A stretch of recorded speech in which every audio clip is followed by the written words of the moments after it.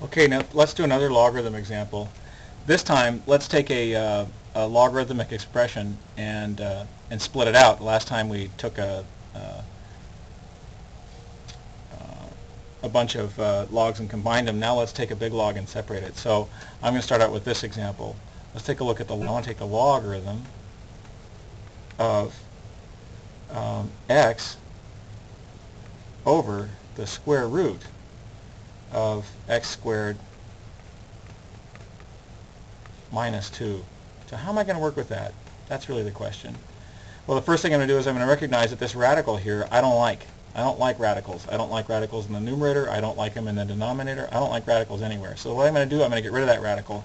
And I know that that radical in the denominator is going to change that to a multiplication by a negative exponent.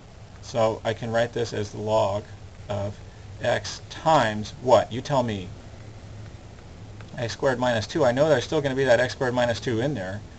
But how am I going to have this thing be expressed as that radical in the denominator? I'm going to make that a minus 1/2 power.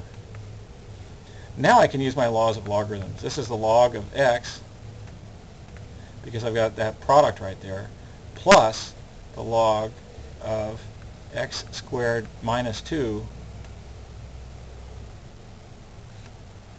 to the minus 1/2 power.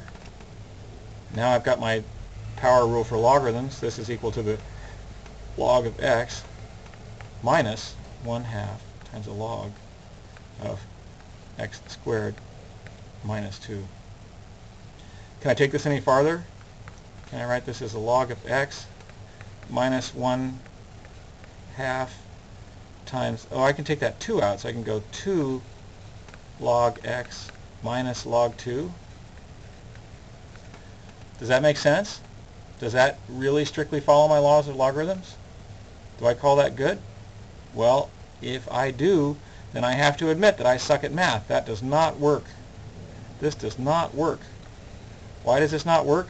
Because the log of this difference is not the difference of the logs. I tried to take that minus sign and make that the difference between these two logs, and that's a bad idea. That doesn't work. So, hang on to that. Work with it. Bye-bye.